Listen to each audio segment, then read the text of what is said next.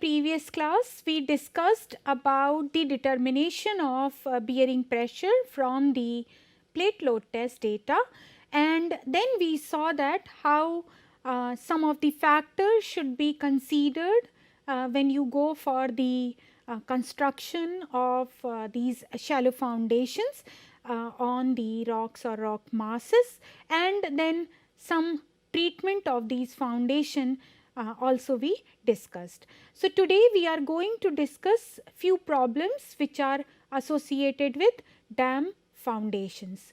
This is very important as far as the application of the rock engineering to the foundations on weak rocks is concerned, because many a times these dam foundations are founded on the rocks or rock masses. So it is very important. There is not going to be much mathematics behind this. I will try to give you the idea about these dam foundation problems from the conceptual point of view, and then we will see that how some of the problems which are associated with such foundations can be overcome by the by adopting various stabilization techniques. Let us try to see first that what do we mean by the dam foundations. Here I have put two pictures. This picture gives you the idea that how the gravity dam looks like, and this one is corresponding to arch dams. You can see here that the foundation is there on the abutments of the dam. Here, this case it is this side and this side. Obviously, the foundation of the dam is in contact with the rock plus the abutments. So, this abutments, they are also integral part of the dam foundations. So, here we can have different types of dams. It can be gravity dam, can be arch dams, or arch cum gravity dams.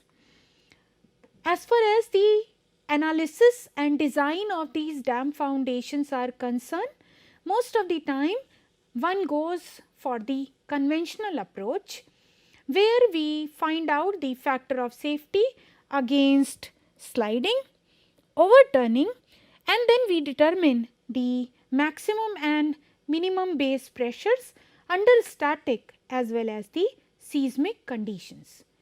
Now, the problem which is associated with these conventional approaches is that these approach treat the dam as independent of foundation and the abutment. That means that they only analyze the superstructure part of the dam. Now, when we study the cases of the failure of the dams, these studies helped us in improving the design methods, and what came out from these studies is that there is a serious lacuna in the conventional approach for the design of dams. In reality, what happens is dam, foundation and the abutments, all three components, they act together as one integral compatible unit.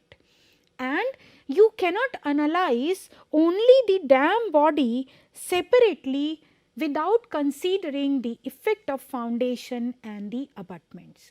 So, in order to do away with this lacuna of the conventional approach, there comes the concept of dam foundation interaction.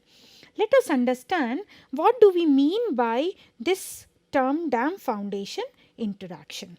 So, here you see that let me draw a picture in order to show you that how these structures they look like. So, say this is what is your ground surface, and you have here as a dam body.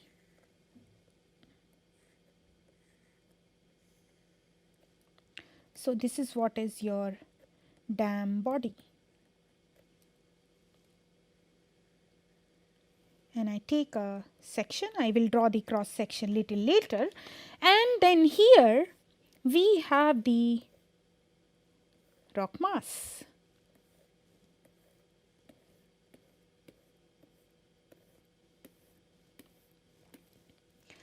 This is what is the right abutment, and here on this side you have the left abutment, and this whole portion is rock or the rock mass. These are all the bedrock. So you see that this dam body is always in contact with this bedrock as well as these abutments, that is right and the left abutment. And if we try to draw the cross section along this section, see, this is how it will look like. If we try to draw the cross section, see, this is how it is going to look like.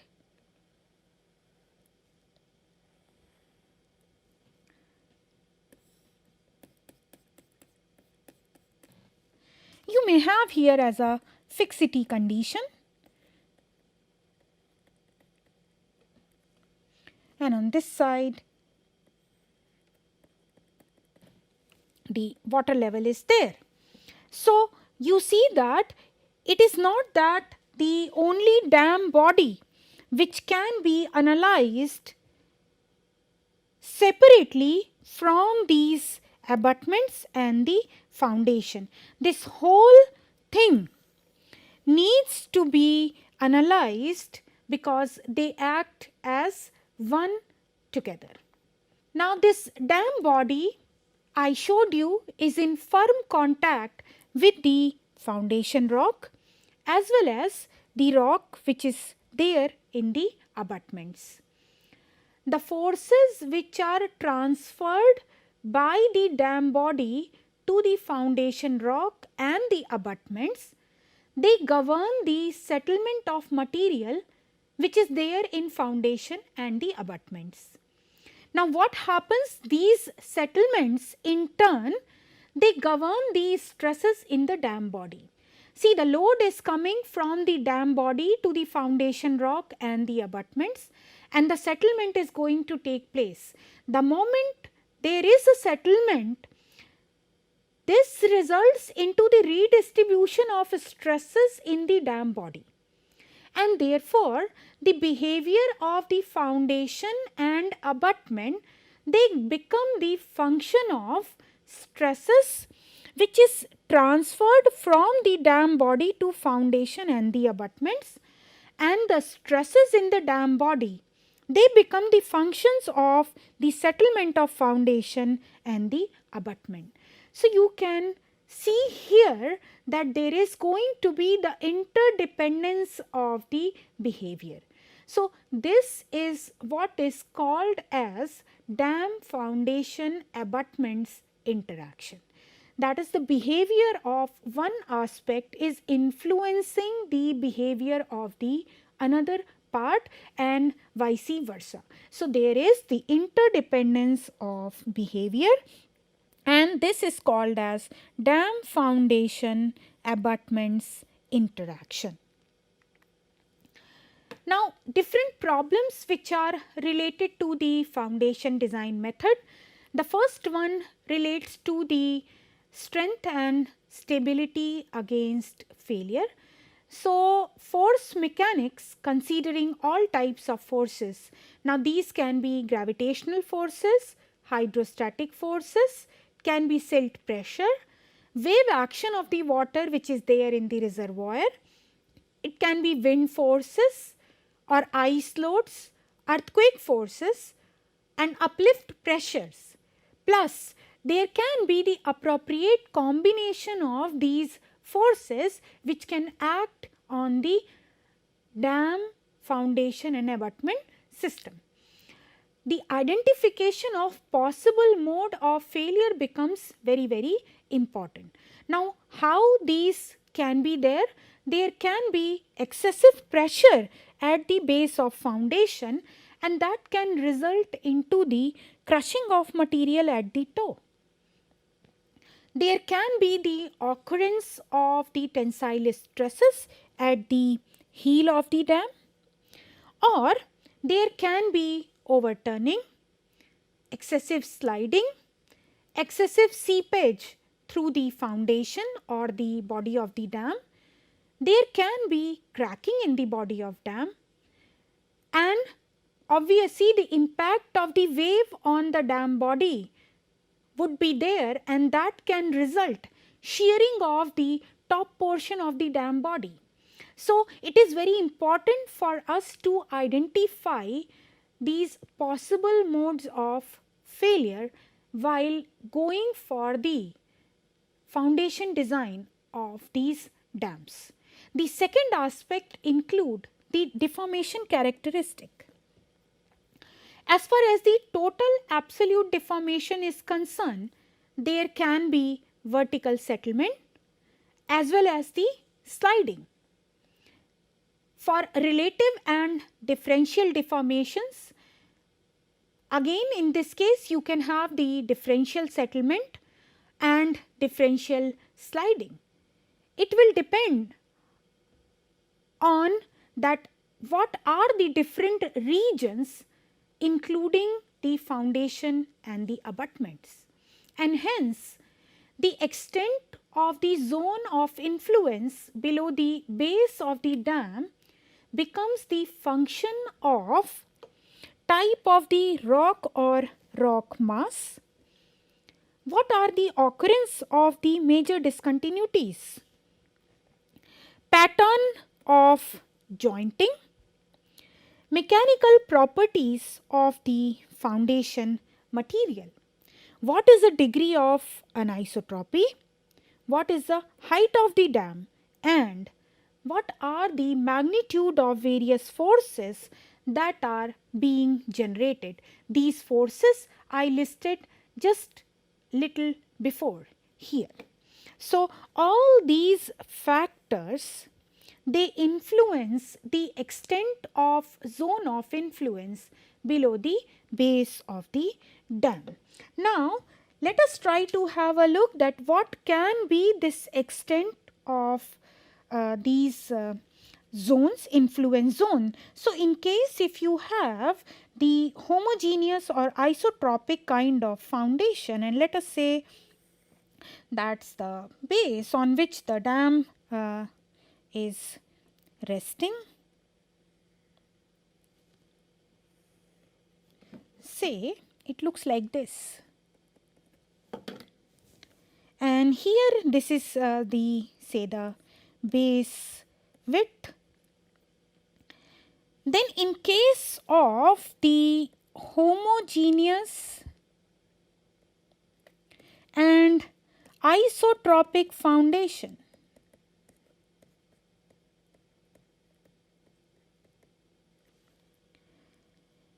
this influence zone can be like this.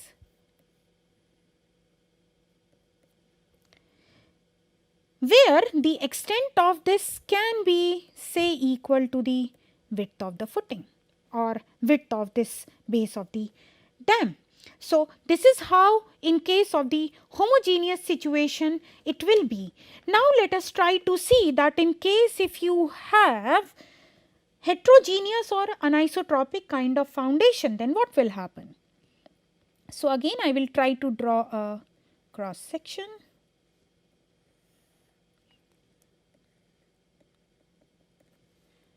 So, again here the base width is say B, and in this case you have this type of situation.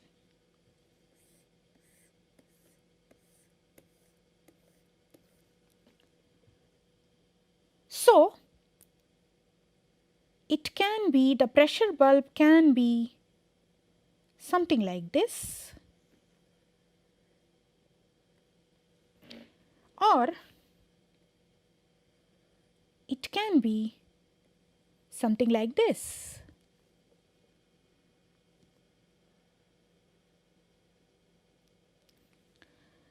and its extent can be much larger than its width b. So, this is what is the situation in case if you have heterogeneous or the anisotropic foundation.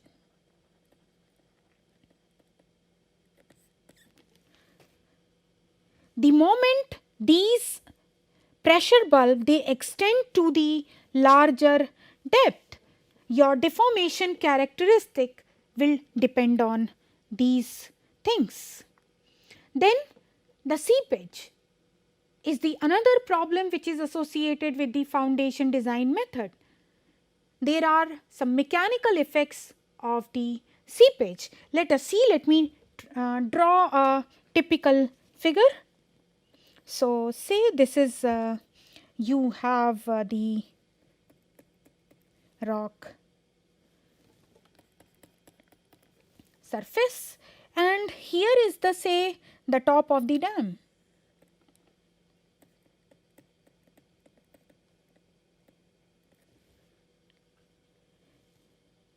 And then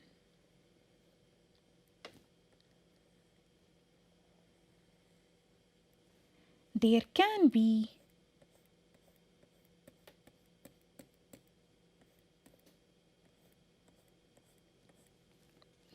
here you have all rock mass.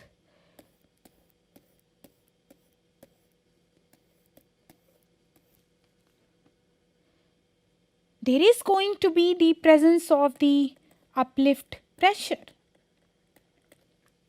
So, it will be having these components.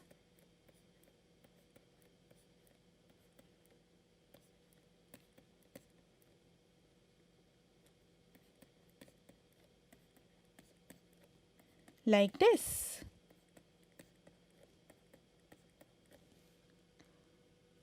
This is what is your dam body. So, there is going to be the occurrence of uplift pressures on the base of the dam and these can be as high as stresses in the foundation due to gravity component or hydraulic pressures or silt pressures or seismic effects, and therefore, these are highly detrimental to the stability of the dam. So, these create lot of problem while designing the foundation. Now, how to come over some of these problems? So, we can go for some kind of foundation treatment. So, the first method which is mostly adopted in case of the dam foundation, it includes the grouting. You all must be aware of this particular fact that in this case the slurry is injected under pressure. This process is called as grouting. So, this reduces the aperture of joints, it fills cracks and the voids and results into the reduction in the conductivity of rock mass for the flow of water. Plus, it improves the strength by improving the elastic properties and the compressibility characteristics. It also provides barrier to flow of water in the foundation mass, thereby reducing the uplift pressures on the base of the dam. Now, due to filling of all the voids in the foundation, dam and the foundation become more monolithic. So, these are the advantages of the grouting. The next one is the concrete shear key. We discussed this, that what exactly is the functioning of this shear key when we were discussing about the slope stabilization measures. So, the concept is the same, however, here it is provided below the dam foundation. Here this picture has been taken from this reference, and this is from the Itaipu Dam, which is there in Brazil. And in this dam, the strengthening of the gravity dam foundation was done by concrete shear keys along with the other measures which have been listed here. You can see here that the first one is the grout curtain that is being provided. Then the drainage holes are there so that whatever is the excess pore water pressure that is getting generated, it can be dissipated. Then you have the consolidation grouting here. Then in this case, this 6th portion, this is what is showing you the shear key. So what this does is that it increases the factor of safety in sliding. So this is one way that the foundation for the dam can be treated. The second one is the provision of bored concrete piles. You can see here that along with the other measure, here these bored concrete piles, they have been provided.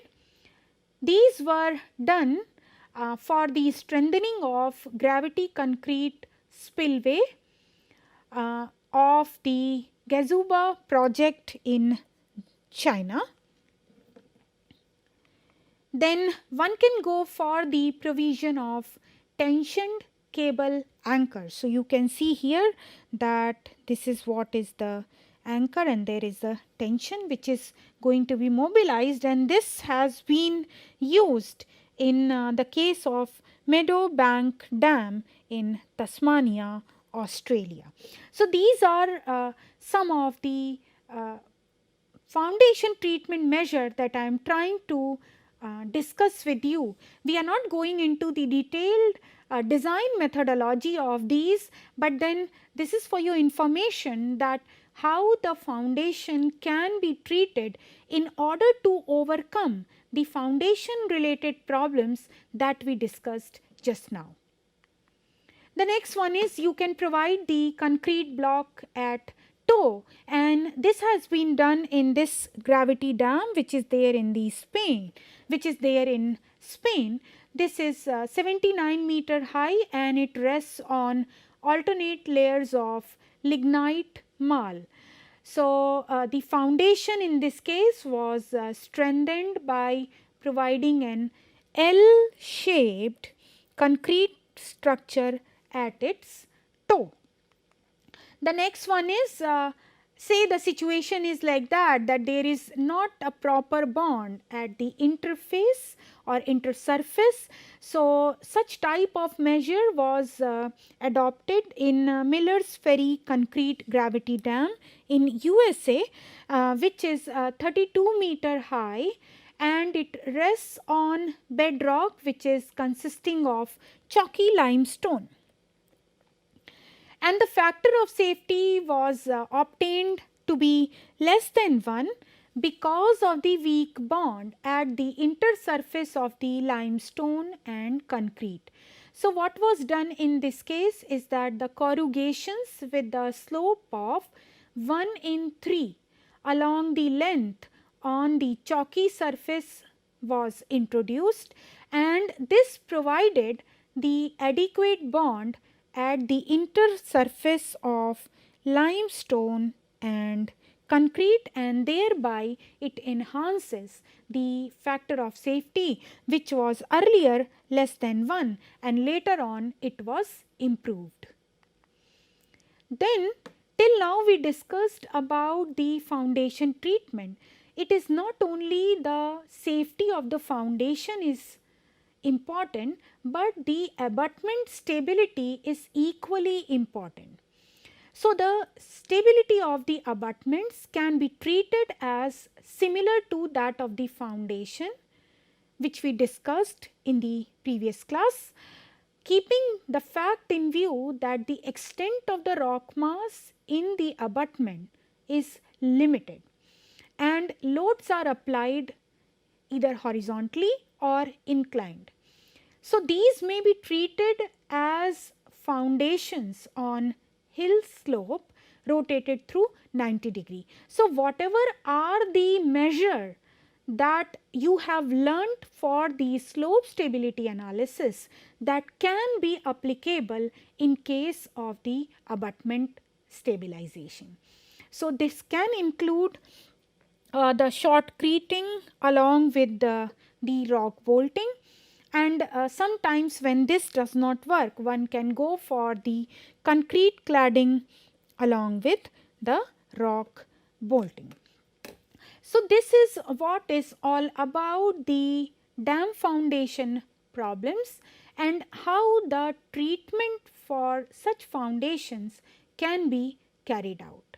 So this was all about that I wanted to discuss with you as far as this 30 hours course is concerned. So in order to summarize, just let us start from the very first lecture where we discussed about the rock formation, rock forming minerals, their identification. Then we learnt about the geological classification of rock, various geological structures like faults, folds, joints, bedding planes, etc. Then we saw that how these geological data can be projected stereographically, because all these geological data, they are in the three-dimensional plane in the field, but how to represent them. And we have seen subsequently in some of these application areas like tunneling, then slope stability and foundations on weak rocks, that how these stereographic projections can be useful. So in this chapter we learnt about the principle of equal area net, representation of a line, a plane. Then we saw that how the intersection of the two planes can be determined, and then we learnt about some of the applications related to slope stability. Then we started our discussion on the laboratory testing of rocks. There we learnt about the determination of various physical properties, unconfined compressive strength, tensile strength, then shear strength, along with some other tests like Slake durability test and Schmidt-Hammer test. And we also learnt about the stress strain response of the rocks, various factors which were influencing these stress strain response, that also we discussed.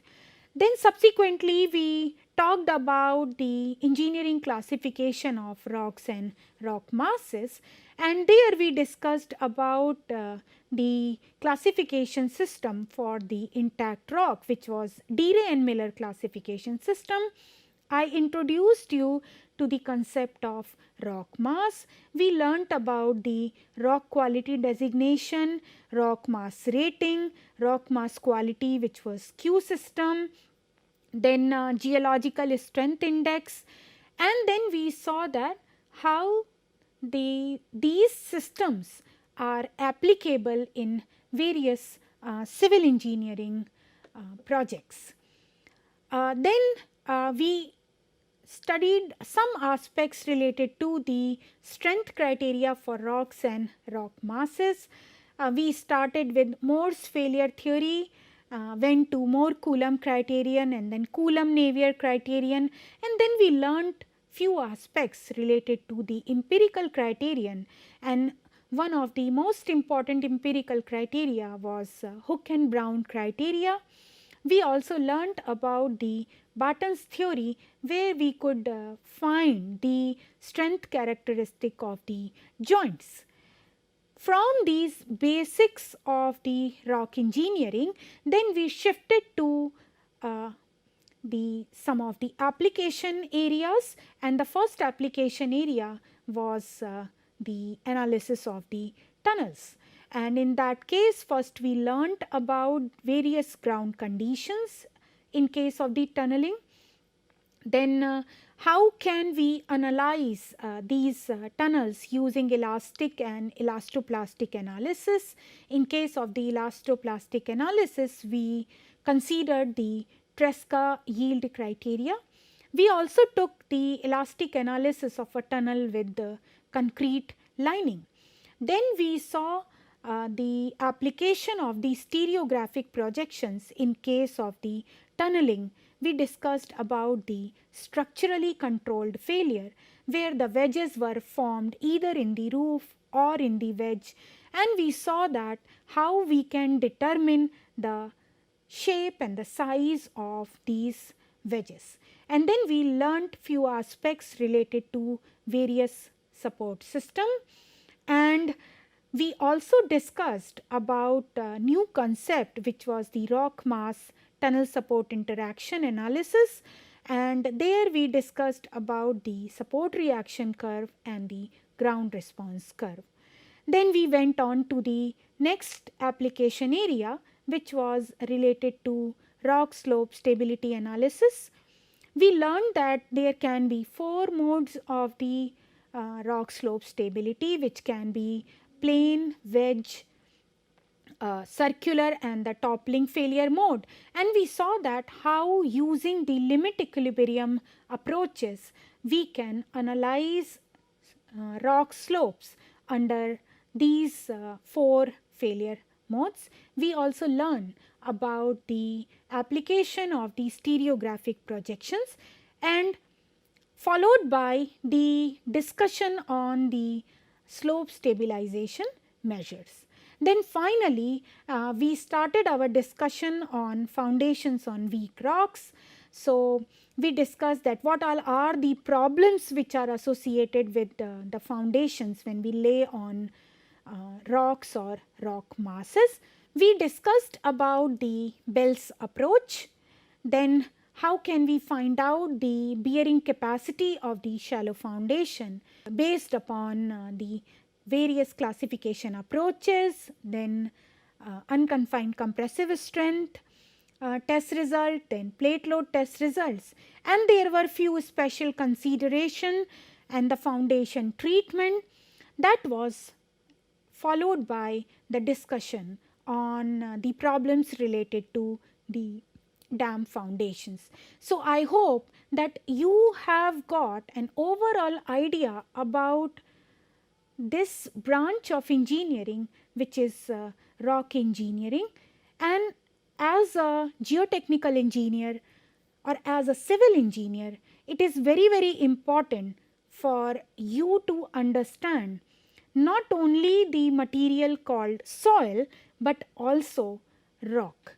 So in this 30-hour course, I tried to give you the idea about the engineering aspects related to this material, rock and rock masses. Hope you must have found this beneficial, and it will be helpful for your future endeavors. Thank you very much.